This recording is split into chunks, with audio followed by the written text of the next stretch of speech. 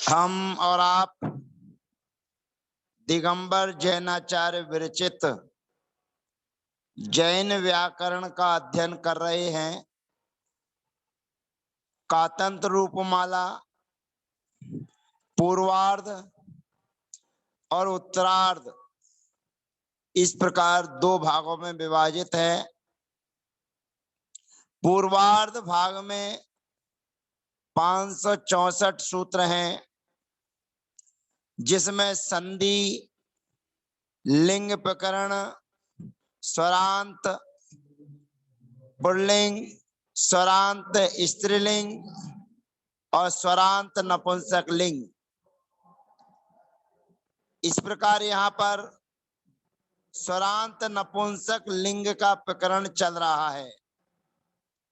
उस स्वरांत नपुंसक लिंग में सर्वप्रथम हमने कल पूर्व सत्र में कुल शब्द की सिद्धि की थी। कुल शब्द का मतलब है अकारांत शब्द। अब अकारांत शब्द में जो सर्वनाम संज्ञक शब्द होता है उसकी प्रक्रिया में कोई अंतर नहीं आता है। नपुंसक लिंग में जैसे कुल के रूप चलते हैं वैसे ही सर्व के रूप चलेंगे। अंतर केवल इतना होता है कि सर्वनाम संज्ञक शब्दों में जहां पुल्लिंग विभक्ति में जस, गे, गसी, गस, गी और आम, इन विभक्तियों में परिवर्तन होता है। गस में नहीं, गसी और गी, और इन 5 विभक्तियों में परिवर्तन होता है। तो ये पुल्लिंग के समान ही रूप चलते हैं।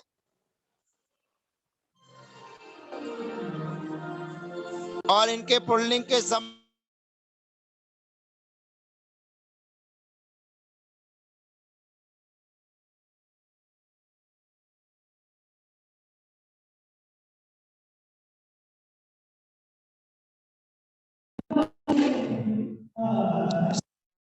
शब्दों के रूप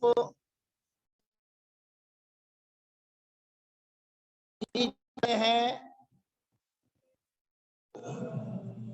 जहां पर सर्वनाम संज्ञक शब्द होते हैं उन शब्दों की प्रक्रिया में सर्वनाम शब्दों में जो अंतर आता है बस वही अंतर यहाँ पर जानना है। प्रथम और द्वितीय विभक्ति में कोई अंतर नहीं। अब सर्वनाम संज्ञक शब्द नपुंसक लिंग में हमारे बीच में अब चल रहा है। सर्व, धन, सी और अम, ये दोनों विभक्तियां एक साथ आती हैं नपुंसक लिंग में। तो सी और अम दोनों विभक्तियां एक साथ आने पर सर्वप्रथम पहला सूत्र आता है अकारा दसम बुद्धौ मुश्च, अर्थात सी और अम का लोप होता है और मुंह का आगम हो जाता है, तो बनता है सर्वम। औ विभक्ति के आने पर सूत्र लगता है औ रीम। औ के स्थान पर ई आदेश हो जाता है।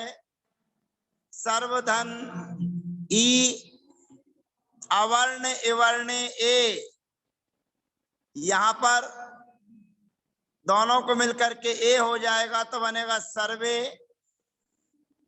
सर्वधन जस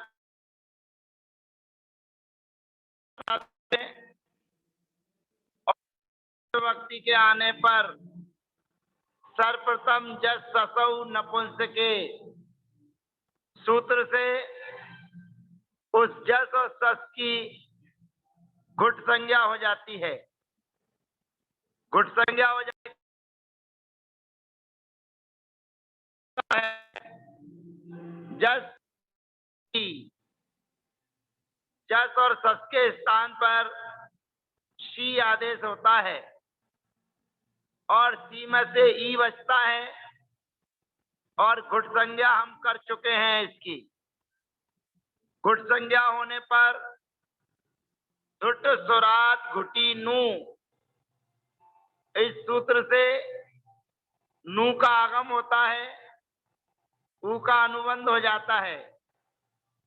सर्व धन ना धन ई, यहाँ पर घुटीचा संबुद्धौ सूत्र के द्वारा जो सर्व में रहने वाला आ है, उस आ को दीर्घ आदेश हो जाता है।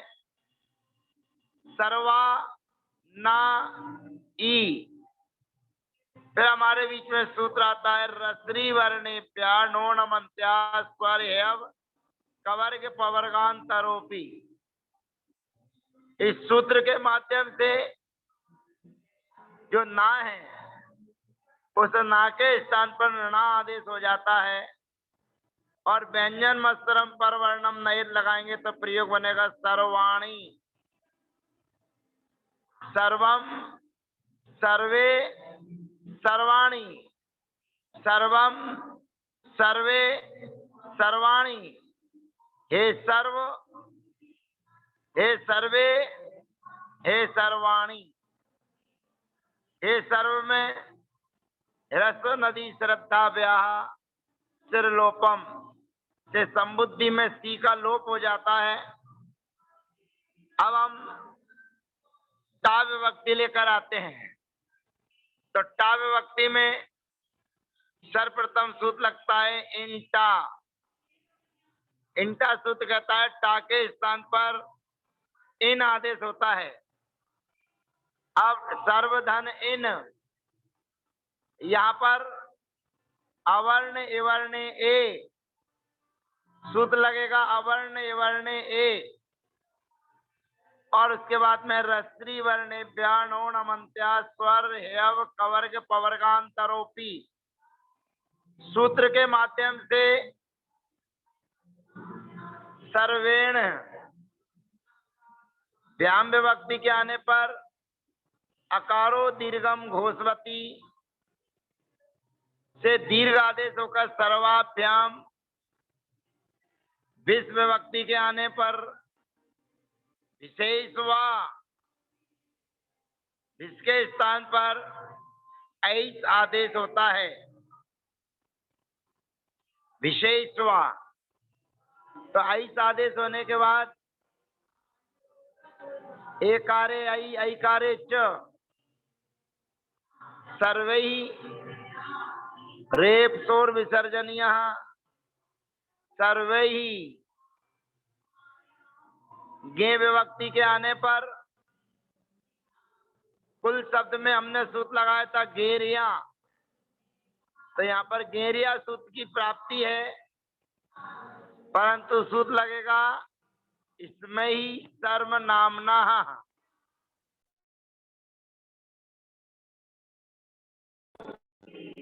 गे के स्थान इसमें ही आदेश होता है, तो बनेगा सर्वस्मयी।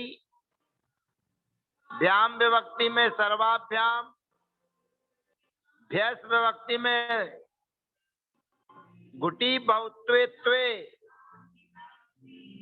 उससे आके स्थान पर ए आदेश हो जाएगा और रेप सोर विसर्जनीय लगेगा तो बनेगा सर्वेभ्यः। फिर गसी विभक्ति आएगी, सूत्र लगेगा गसी स्मात। गसी रात की प्राप्ति है परंतु लगेगा गसी स्मात, तो बन जाएगा सर्वस्मात। फिर सर्वाभ्याम, सर्वेभ्यः। फिर गस विभक्ति आई, सूत्र लगा गस्यः। गस के स्थान पर से आदेश होता है तो सर्वस्य। फिर ओस विभक्ति आएगी, सूत्र लगेगा ओसीचा। ओसीचा सूत्र से आ के स्थान पर ए आदेश हो जाएगा। सर्वे धन ओस, ए आय सूत लगेगा और ए आय सूत लगने पर बनेगा सर्वयोहो रेप शोर विसर्जनिया। अब आम विभक्ति आएगी। आम विभक्ति के आने पर आमी च नु सूत्र की प्राप्ति है, परंतु सूत लगेगा स्वरामी सर्वतः। सु का आगम होता है सर्वनाम संज्ञक शब्दों से आम विभक्ति के होने पर। तो आम हो जाने पर ये धुट है, सूत लगेगा धुटी बहुत्वे त्वे। फिर आके स्थान पर ए आदेश हो जाएगा। ए नामी है तो सूत लगेगा नामी कर परा प्रत्यय विकारा गमस्ता सी समनु विसर्जनीय सांतरोपी। उस सूत्र के माध्यम से दंत सकार के स्थान पर मूर्धन्य सकार आदेश हो जाएगा। प्रयोग बनेगा सर्वे साम। गी विभक्ति के आने पर प्रयोग सूत लगेगा गीस्मिन, तो बनेगा सर्वस्मिन। उसके बाद में ओस विभक्ति के आने पर ओसी च ए आय रेप शोर विसर्जनिया व्यंजन मस्तम परवर्णम नयेत सर्वयोहो। और सुप विभक्ति के आने पर दुटी बहुत्वे त्वे से आके स्थान पर ए आदेश और नामी कर परा प्रत्यय विकारा गमस्ता सी सम नु विसर्जनीय सांतरोपी। सूत्र के माध्यम से दंत सकार के स्थान पर मूर्धन्य सकार आदेश होकर प्रयोग बनेगा सर्वेषु। इस प्रकार से अकारांत सर्वनाम संज्ञक शब्दों के प्रयोग हमने जाने।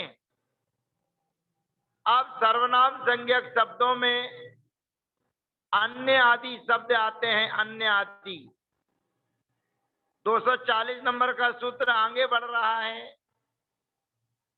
और आगे बढ़ते हुए सर्वनाम संज्ञक शब्द आता है हमारे बीच में अन्यत, यानी कि अन्य।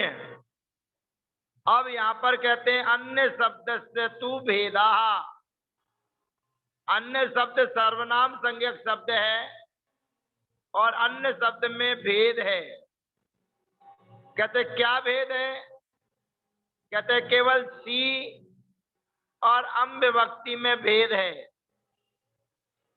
कहते जो पहला वाला सूत्र था अकारात असंबुद्धो मुश्चय, वह सूत्र कहता है कि अकार से परे सी और अम का लोप होता है और मुंह का आगम करता है। लेकिन ये सूत्र कहता है अन्यादेश तू तू। तू माने परंतु, तू माने परंतु, अन्यादेह अन्य आदि है शब्द जो वो ऐसे नपुंसक लिंग में सी और अम का लोप तो हो जाता है, परंतु मुंह का आगम ना होकर तू का आगम होता है। तू अन्यादेश तू तू। यहां पर सर्वनाम संज्ञक शब्दों में अन्य शब्द से तू का आगम होता है, मुंह का आगम नहीं। तू में से ऊ का अनुबंध हो जाएगा तो शब्द बनेगा अन्यत। केवल प्रथमा में शी और हम जहां आती है वही विशेषता है, बाकी कोई दिक्कत परेशानी वाली बात नहीं है। बाकी सारे के सारे रूप सर्वनाम संज्ञक शब्द चलते हैं। अन्यत अन्ये, अन्यानी, अन्यत, अन्ये, अन्यानी। अब यहाँ पर तू शब्द आया है, 2 बार तू आया है। तो यहाँ पर आचार्य भगवंत कहते हैं द्वितीय से तू शब्द किमर्थम। कहते 2 बार तू कहा है तो दूसरा तू काहे के लिए है। कहते दूसरा तू इसलिए है कि असंबुद्धि अधिकार निवृत्त्यर्थम। अर्थात प्रसंग क्या चल रहा था, अकारात असंबुद्धो मुश्चे। वो सूत कहता था संबुद्धि रहित, संबुद्धि रहित सी के स्थान पर मुंह का आगम होता है, लोप होता है। लेकिन ये कहता है असंबुद्धि अधिकार निवृत्तम। असंबुद्धि के अधिकार का अभाव करने के लिए, निवृत्ति करने के लिए एक तू शब्द को एक्स्ट्रा जोड़ा है। यानी कि नपुंसक लिंग में भी यही सूत्र लगेगा और अन्यत ही बनेगा, ऐसा जानना चाहिए। शेष प्रक्रिया सारी की सारी सर्वनाम संज्ञक जानना चाहिए। थोड़ा सा और आगे बढ़ते हैं, हम देखते हैं कि आगे ये सूत्र क्या कह रहा है। अब हमारा ये सूत्र जो आया है ये कह रहा है कि अंत में जो तू ता है वो धुट है। तो कहते हैं धुट जो वर्ण है, धुट माने अंतस्थ और अनुनासिक को छोड़कर जो वर्ण होते हैं वो धुट कहलाते हैं। तो कहते हैं वाह विरामे, धुट वर्ण विराम में हो, यानी कि धुट वर्ण के बाद में कोई भी वर्ण ना हो। विरामे धुटाम, विराम अवस्था में धुट वर्ण हो तो उसको प्रथम अथवा तृतीय हो जाता है। तो यहाँ पर जो ता है, ता को ता भी लिखा जा सकता है और ता को दा भी लिखा जा सकता है, ऐसा जानना चाहिए। इसलिए अन्यत, अन्यत, अन्ये, अन्यानी, हे अन्यत, हे अन्यत, हे अन्ये, हे अन्यानी, शेषम पुंबत। शेष प्रक्रिया सारी की सारी पुरलिंग के समान जानना चाहिए।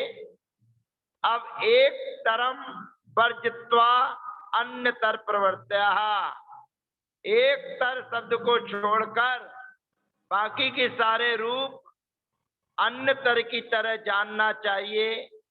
तो शेष चर्चा अगले सत्र में।